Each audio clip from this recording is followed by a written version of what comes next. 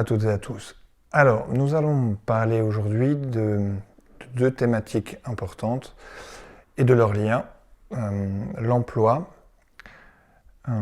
et la connaissance de soi. En apparence, ce sont deux thématiques qui sont très disparates, très différentes. Or, elles sont l'enjeu toutes les deux de choses extrêmement importantes au sein desquelles on peut observer que finalement, les problèmes collectifs que nous avons sont le résultat à la base d'enjeux individuels et que vouloir les résoudre par le collectif sans en voir la racine individuelle, qui sera plutôt traitée du coup en thérapie, c'est un peu chercher à régler un problème sans en voir la cause profonde. Donc c'est largement inefficace. Alors, regardons tout d'abord les mots. Nous appelions autrefois un demandeur d'emploi un chômeur, et c'était jugé trop négatif, donner une image négative des personnes qui subissaient cette situation. Et du coup, le terme a changé, et c'est devenu donc les personnes qui sont au chômage des demandeurs d'emploi. Alors déjà, le mot demandeur suppose une sorte de passivité résignée, on demande quelque chose, et quelqu'un qui demande n'a pas de pouvoir. Donc c'est déjà en soi une forme de dépossession d'une capacité.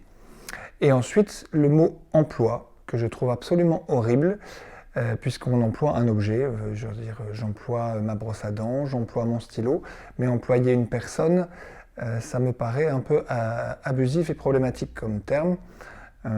Chercher un emploi, c'est chercher à devenir un objet. Et c'est en fait le niveau zéro de la connaissance de soi. Je ne sais pas ce que je veux, je ne sais pas ce qui m'intéresse, mais comme il faut que je survive, j'ai besoin de, comme tout le monde, de m'alimenter, de me nourrir, eh bien je vais demander un emploi. Je vais demander à ce qu'on m'emploie comme un objet pour avoir la chance de survivre. Naturellement, ce n'est pas très épanouissant et ça n'augure rien de bon pour le développement de la personne.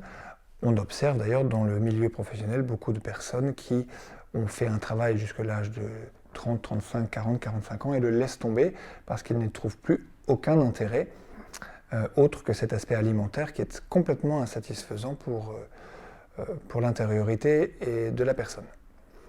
Le deuxième niveau de l'emploi, c'est le métier. Et le métier, là, on est dans un tout autre domaine déjà, un tout autre niveau, puisque le métier, je le choisis. Il répond à un élan intérieur, à quelque chose qui est important pour moi. Je me choisis ce métier parce que ça me plaît de conduire des bus depuis que je suis petit ou des trains. Ça me plaît de soigner les gens, de devenir chirurgien. Ça me plaît de cuisiner, donc d'être traiteur ou restaurateur, peu importe. Là, il y a une notion de choix et donc de connaissance de soi. Je me suis posé la question, qu'est-ce qui me convient, qu'est-ce qui me plaît dans la vie? Et la réponse à cette question m'oriente vers un métier. Donc il y a une notion de liberté. Donc niveau 0, la connaissance de soi, c'est l'emploi. Et je ne juge pas les personnes qui sont là-dedans, c'est une étape parfois nécessaire. Ensuite, le métier, où là, il y a l'exercice d'une liberté et d'un choix. Et le troisième niveau, eh bien, c'est la vocation. Quand on se connaît très bien, on finit par découvrir ce pourquoi l'on est fait.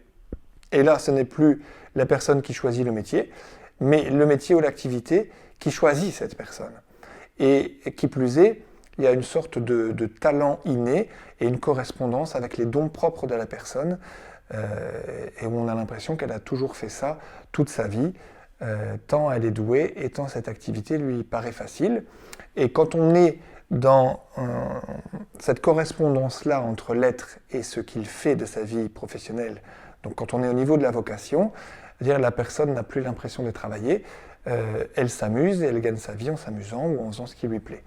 Voilà. Alors il faut bien voir que ce problème d'emploi, qui est un problème certes économique, mais trouve bien plus profondément ses racines en termes de non-connaissance de soi.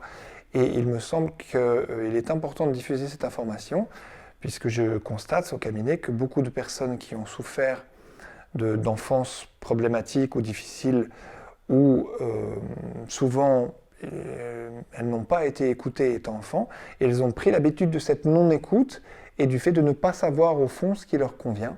Et cette méconnaissance de soi engendre des drames qui peuvent durer 10, 20, 30 ans, voire toute une vie, sans se poser la question, sans savoir y répondre, de qu'est-ce qu'au fond je veux, qu'est-ce qui me plaît dans la vie, qu'est-ce qui me fait vibrer. Et ça donne des gâchis énormes avec des pathologies de dépression, de burn-out, et j'en passe et des meilleurs. Tout ça parce qu'à aucun moment donné, cette information clé de cette correspondance entre la connaissance de soi et la vie professionnelle n'a été abordée dans la vie de ces personnes. Voilà, ça me paraissait important de partager cela avec vous. Bonne journée à vous, à bientôt.